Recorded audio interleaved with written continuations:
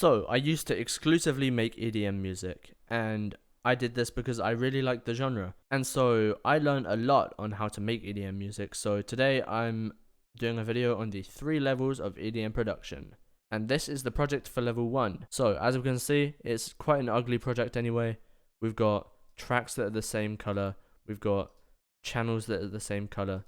If we go to our automation tab, so messy. As we can hear, if we just isolate the synths for a sec, turn solo on,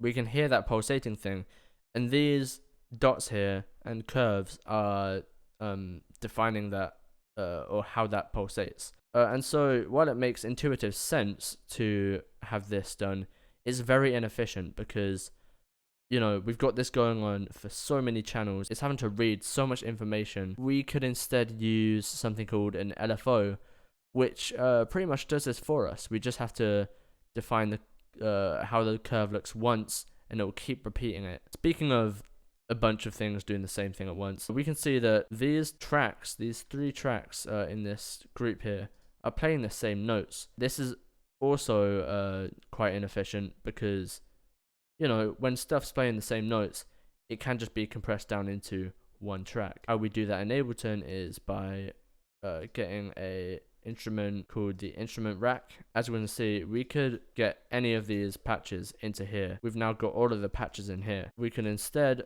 of having to do this for every single track, we could just do that, and that sounds the same as doing that.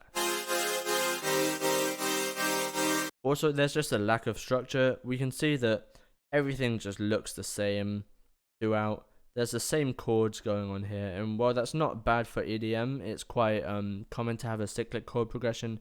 You'd expect a bit of deviation in the chords, and so you end up getting quite a boring sounding progression as you go through the whole song. It just kind of feels like the same thing over and over.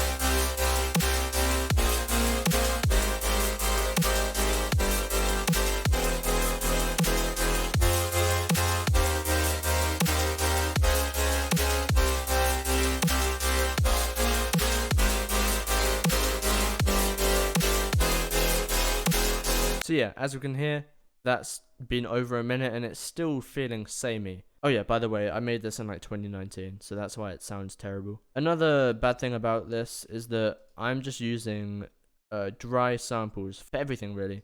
I've not really done any audio processing. And so it leads to very flat sounding drums.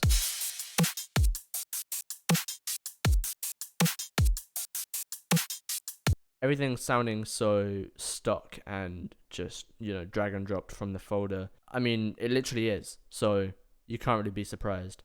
Also, I've got the master at -8 dB, and we can still see that it's clipping. So yeah, that's level 1. Let's move on to level 2. So this is the project for level 2. Now, as we can see, if we go into the automation menu, it's so much cleaner, and yeah, there's a lot less junk here. You might be thinking, oh, well, it's probably just less automation because it's less of that pulsating thing.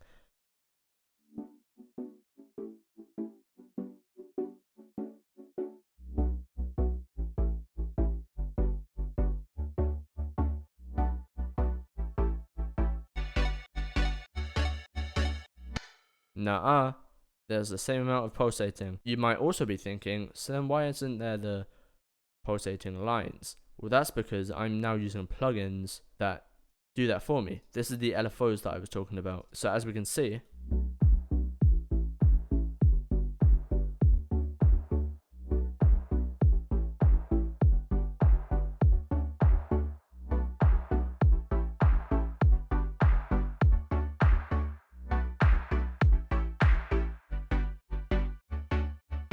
That is a lot more efficient. As you might be able to hear, it also sounds a lot more clean, and that's because I'm using something called unison. We have a saw wave here. It will play multiple saw waves at slightly different pitches to make it sound more shiny. Here's the synth patch without unison.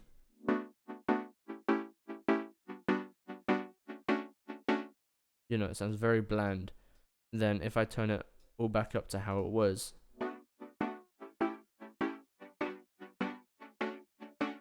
it now has this shiny quality to it. And that really helps in creating width. Now also on the master at the start here, we have this EQ that is slowly rising. And in these spots, which happen every 16 bars, it does little filter sweeps. Obviously, I could have done this with LFOs, but again, they're few and far between, and so it's not really too much of a strain on the project. So the main focus of the song is this vocal loop.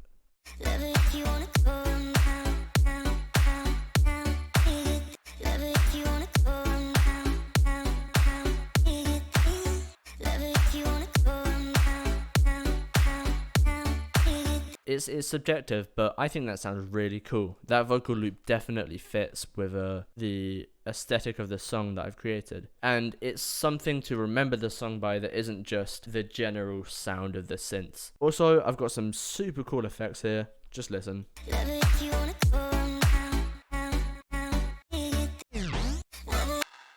Now, that's a plugin called KHS Tape Stop. I've got it on the master channel here. And literally, it just automates like that.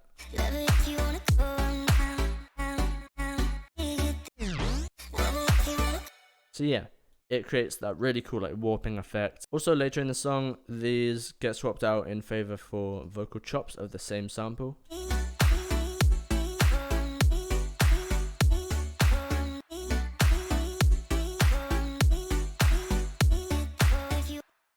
You know, I think that also sounds good. It doesn't sound as good or as memorable, but you know, it still sounds good. Also, the master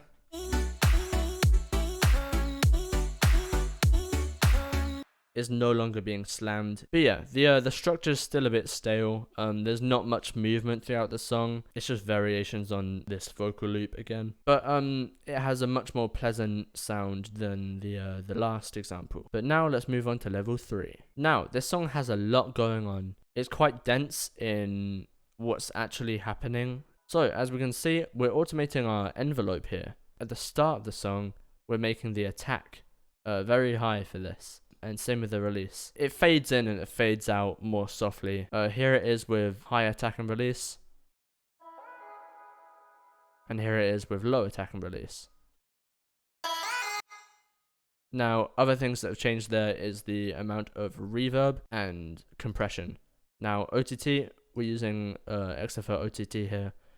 Just a really powerful multiband compressor. So it's really smashing that. But it makes it sound really bright and very like digital in EDM, which is obviously what we're going for. And also the decay on the reverb is now much less. The reverb doesn't ring out for as long, making it sound less soft. But there's not really much automation going on. There's much more than the last project I showed you, but that's because this song is just way more complex. But we are still using LFOs. Now, this is called Shaper, but it is just an LFO. It's just we get to shape the curve ourselves. If we go into our main synth patch here, I love this synth. When I made it, I was like starstruck.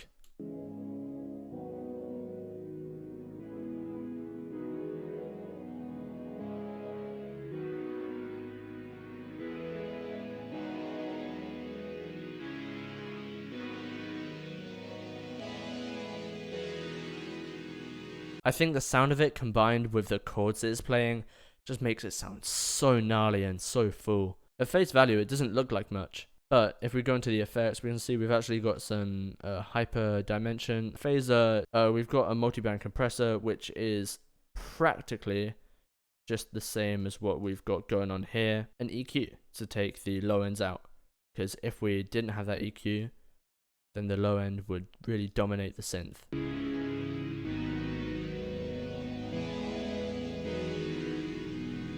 there's a lot going on. I've got an 808 track here that literally plays for a bar, and that's all it does. I just wanted to like trick out the listener. I've also got some toms that come in occasionally. And these are also smashed with OTT because they just make them sound just artificial as hell. The bass also, I'm pretty sure it's a preset in Ableton, but I'm driving the distortion with these shapers here. This top channel here, it's also a preset. I did quite a few modifications to it. It sounds nothing like the original preset. You can hear the original sound. I've pretty much explained most of it. So the last thing for you to do is listen.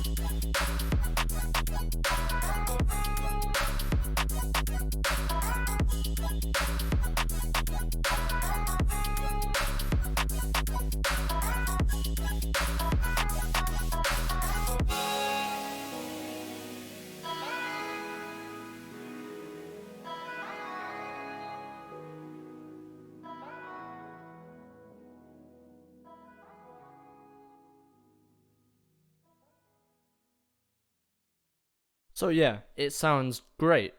And I just wanted to mention this song and the previous song is coming out on Spotify on the 25th of June in part of an EP that I'm releasing. So if you like these songs, then stick around until the 25th and you can save them on Spotify and listen to them along with the other two songs on the EP. That's all I have for today's video. If you liked, then give a thumbs up, support the channel, man. If you didn't like it, then thumbs down and then report me and get me banned, whatever. More music coming soon, hopefully.